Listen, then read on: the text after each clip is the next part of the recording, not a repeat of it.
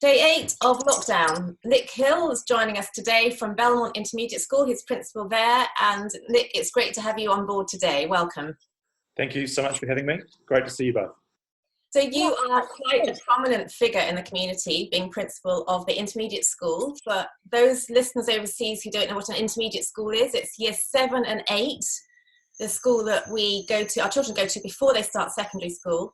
And you are a very innovative, high-achieving and multicultural middle school, Nick. Is that right?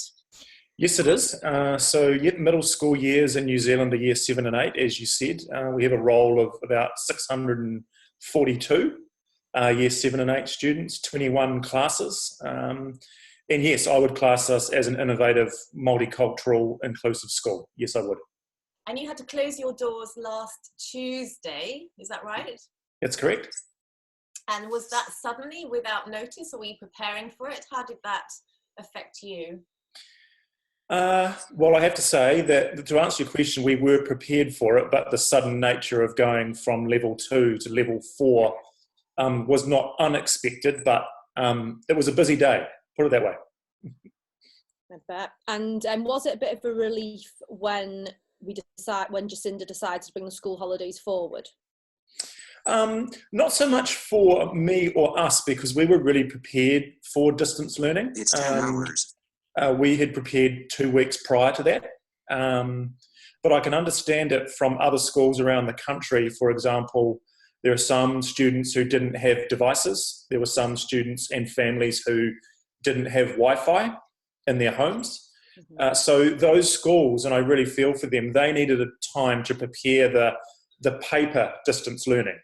So from that perspective, I felt it was a really good call from the government to move the holidays forward. The other thing is it gave teachers and parents, like we're all parents, it gave us time to be at home with our families to start with, to think of our parents in the community, think of our loved ones, and actually get those things squared away so that then in the holidays teachers could prepare for distance learning. Yeah, and obviously it's a huge amount of preparation, and it's a completely different method of teaching, isn't it? To transfer from being in the class where you can do practical exercises with your children. What has been the biggest struggle, do you think, to shifting online? Well, Sue, to be honest, in our particular environment and context, it wasn't difficult because we were already set up. We have one platform that our teachers and students use. We're lucky enough to have upwards of 300 devices within the school. And also our students, through their families, bring their own devices to school as well. Yeah. So we prior to going to level 4, we did an exercise where we were able to ascertain which children had devices, who didn't, who had internet access at home, who didn't. And then on that Wednesday, Sue and Joe, we were able to issue a computer to every child who didn't have one. Wow. That was about 38 or 40. So that was great. Then we were ready to go. So we just actioned it, we executed, and we wanted to make it really simple. So we just stuck to our normal timetable and pushing the content out that we normally would. So from our perspective and the feedback we've got from parents, and that's been really good. That was going to be my next question. What was the feedback from parents? Obviously, there's communication going backwards and forwards. What was the response by the community? Oh, I mean, I've got, close friends and family in the community, and it's been extremely positive. They've been really pleased with the structure that we provided for them and their kids. We made it really simple, which is what I wanted. One platform, don't try and do anything too different to start with. And the kids actually enjoyed the routine. That was the feedback I got. They were working really hard. They were being independent. So nothing but positivity from our parent community. That's awesome. The great thing about your school is as well, you have really great communication between teachers and parents. I'm now on my 4th child at the school. And so this has been an ongoing 8-year thing for me with your school, and the communication has always been so great, you know, from the actual classroom teachers, and it's continued throughout this. Even, you know, Blue's teacher is still contacting us now, even though they're on holiday. You know, she sent us a list of ideas of things that we could do together, or that he could do it himself, and I just thought it was such a lovely thing to do to keep the communication going. Yeah, thank you for that feedback, and I'm really proud of our people and our teachers and how they're going above and beyond for their students and the families in Devonport. I've actually shared that those holidays clues with my family and friends, so everyone's using them, which I think is great. And I love the word simplicity. You say you want to keep it simple, because I think, you know, many families have got 1 or 2 parents working from home that can't necessarily supervise their children. I've got a daughter at a secondary school, and she just goes into her bedroom, she lies on the floor, sometimes she puts her school uniform on and she does her work, and most of the time I don't see her.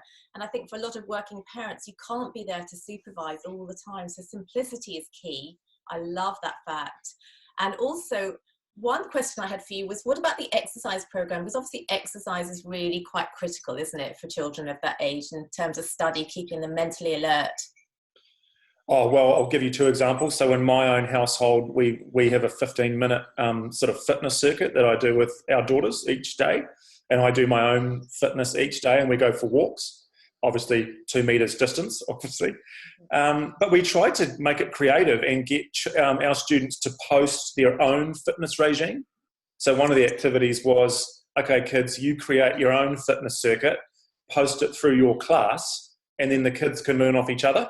So you just got to be creative with it.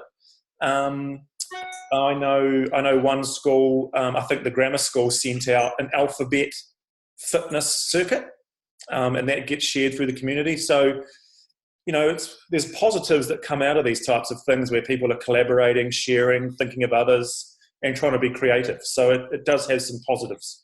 I think that's one of the biggest things that you just said as well. People are thinking of others, and it's so heartwarming, isn't it? We haven't all just gone thinking of ourselves. We are actually thinking of other people. And it was the first thing you said as well when we asked about the school holidays. You know, you could get your own family sorted, you could get your parents, your loved ones, the outer community. Everybody kind of went in the same mode, didn't we? We all started looking after everybody else. It was lovely to see. Yeah, I think you've nailed that, Joe. As I said, there's a lot of positives that come out of these types of things, and what I'd hope would happen when we come out of this is that keeps going.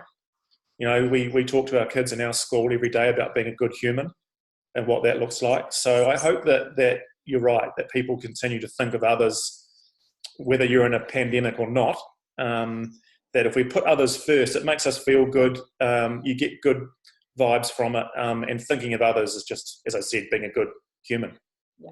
And as you say, we've got a strong community over here, very self-supporting. What do you think life is like for those children who come to school and school is a refuge for them each day? Do you think there is support in place by the government for those children that need to get to school to get out of maybe domestic violence situations at home? I think in reality the answer there would have to be no. I don't think there would be. I think there was an article in the Herald on that yesterday. So that's something that does concern me. I think our counsellor, well, I'm touching base with him on a regular basis to see, I know he's doing virtual Zoom sessions like this with some of our kids and his clients. But no, that does concern me in terms of people whose refuge is school. And I haven't really got the answers for that, but hopefully the government's doing something about that. Yeah, and I guess it's changing every day, isn't it? Because Jacinda made a very quick decision, almost overnight, to go from, as you say, stage 2 to stage 4. In different countries, it's different levels. Some are still at level 3. And I guess it's about being patient and understanding things don't change overnight, but still we need to put things in place. There needs to be transformation, ongoing support, and so on. And just to be patient as a community as things do evolve each day. Yeah, the key word there is patience. I mean, if everyone exercises patience and lets the government do play their role in a very challenging time, I think that would be helpful. You know, they were, I wouldn't say they were caught on the hop, but when you go from level 2 to level 4, there's a lot of things that need to be in place. And they're constantly learning and evolving, just like we have as a school. So I think patience is absolutely key. You're right. And so after these 2 weeks, we've got 1 more week of school holidays, haven't we? Is that right? And then it'll be back to distance learning for the kids then, will it? Yes, it will, from the 15th. Nice. And then are you prepared to do distance learning for as long as it takes? And then as soon as we get the go ahead, the doors will be open again? Yes, we are. Probably just before we open up again, we'll have a Zoom conference call with our senior staff and our team leaders and just get a sense in terms of where they are. We've got some really good people and some smart brains that will be able to work together to keep the distance learning going as long as we can. That's just our job, and we've just got to do it. So, yeah. Because I suppose you've still got guidelines to meet, haven't you? You know, you still want to bring your kids up to certain standards, so they're meeting the standards by the middle of the year, by the end of the year. And I suppose you've got that at the back of your mind the whole time, haven't you? Yes, we do. And I go back to how well prepared we were in terms of, you talk about the curriculum and the levels that we work with. The work that the children are doing at home is all based on levels, so level 2, 3, 4, 5 of the curriculum. They're still being differentiated in their classes. I mean, some teachers are having Zoom conferences with small groups each hour. So, I would expect most of them to be doing that when the term starts up again. And they've also got access to their own matrices, so they know where they're at in terms of writing and mathematics, and they've got that information right in front of them, and if they don't, they know how to access it. So that's why we know we're pretty well set up. Yeah. And how extraordinary that we have technology at this time. It's amazing, isn't it, that technology is there, it's already in place. The kids already, as you say, in your school, very heavily dependent on devices. They know how to use them. My question to you is that after any major global event like a war, we see incredible change in terms of innovation and creativity. If this continues beyond a month, and we could look at, say, 6 months for a world shutdown or a change in the way we operate, how is the argument going to translate in terms of, well, we don't actually need schools anymore, we can actually do it online? Are we going to move forward, and can you see a new way of schools evolving in the future? How does that argument sort of pan out with you? Well, the first thing I'd say, particularly in primary and intermediate school, is the nature of the relationship with the teacher. I don't think that will ever change, Sue. And we educate adolescents. Let's just talk about our context. And the importance of that one-on-one relationship with the teacher is never more crucial than at intermediate school. So I'd like to think that, if we were to go hypothetically 4-6 months down the track, I think there could be a lot of negatives coming out of that. It's difficult to keep a one-on-one relationship going through a computer screen. We can do it, of course we can, but there'd be a lot of well-being issues would come out of that. We're human beings. We like connecting. Yeah. We love connecting with people, our families, our communities. So the one area I think it could work in would be universities. So why would you really have to turn up and listen to a lecturer? Not really. I know that Google Hangouts can go up to 1,000 people. Yeah. If you get the licenses, is that correct? Yeah. Same thing, Sue, with conferences. Why would you now think about spending $2,000-3,000 to go to a conference in Melbourne, for example, or Singapore, when the keynote speaker can just dial in over Zoom? Why would you do that? Mm-hmm. So I think there'd be some interesting things in that space. But when I think about education in primary and intermediate, it's the relationship with the teacher that's crucial. Yeah, I love that answer. I think, you probably travel to conferences to meet with other heads, and that connection with other heads that you wouldn't meet over Zoom, you wouldn't have that, you wouldn't bump into them, you wouldn't be standing in the same space having a coffee with them. That connection and sharing of ideas is so important. And I think what inspires me in this time is that I hate my children being on social media, but I'm actually saying, go and talk to your friends. You need to connect with your friends. You need to have communication, conversation. And I think what's coming out of this so far, in only a week down the line, is that we miss connection. We interviewed an owner of a local cafe yesterday, and he said his cafe is not just a place where he serves food, but it's a connection centre. It's a vital place where people meet and feel wanted and needed, and a sense of purpose in the community. And that's vital, isn't it? We're all sensing we need connection. Absolutely. I just felt that yesterday. We can't really even go to our neighbours and have a wine, or we can wave at them across the burb. We just felt that in the last day or so. So you're right. Connection, missing our families, it's quite difficult. Yeah, it's definitely kicking in now after a week, isn't it? That's what Sue and I had a conversation about yesterday. The first week was almost like the honeymoon period, whereas now I'm missing, like, I'm a real tactile person. I'm missing hugging people and touching people. You know, I've got my kids, but they're like, oh, for goodness sake, Mum, leave me alone. Whereas, you know, I want to go out there and I want to touch everybody else. That sounds a bit weird, but you know what I mean. Yeah. No, I know exactly what you mean. And you know, being a social family like we are, we're missing those social occasions. You know, having people around at our house all the time. So it's hard for the kids too. We can't forget the kids. You know, we talked about how difficult it will be for teenagers being stuck at home, not being able to see their mates. Yeah, it's challenging for the kids too. I actually think it's harder for intermediate kids in a way, because once they leave primary school, they get this newfound freedom, don't they? All of a sudden they go to school on their own. Their parents aren't really dropping them off and picking them up so much. And they get that little bit of freedom where they hang out with their mates for maybe an hour after school and then they come home. And I know all of my children were the same between the ages of like 11 and 13. And then they kind of come back and start hanging out more at home and bringing their friends home. But for them intermediate years, they get lease of freedom and they love it. So they're a bit like caged animals at the minute. Yeah, I feel for them. I do. And we've got our eldest is year 7 in our house. So I feel for her too, and our kids at intermediate school, but they'll get through it. It's all positive. They're probably learning a few new things, and so it's positive. Yeah. And we have to say, I mean, we're very lucky to be in New Zealand. We're isolated, we're cut off, we're behind everybody else in the world in terms of we can follow the patterns of what's gone on. Do you think politically you feel supported in terms of providing an education establishment for children in the area? Do you think Jacinda's been onto it? She's been innovative in the way she's responded?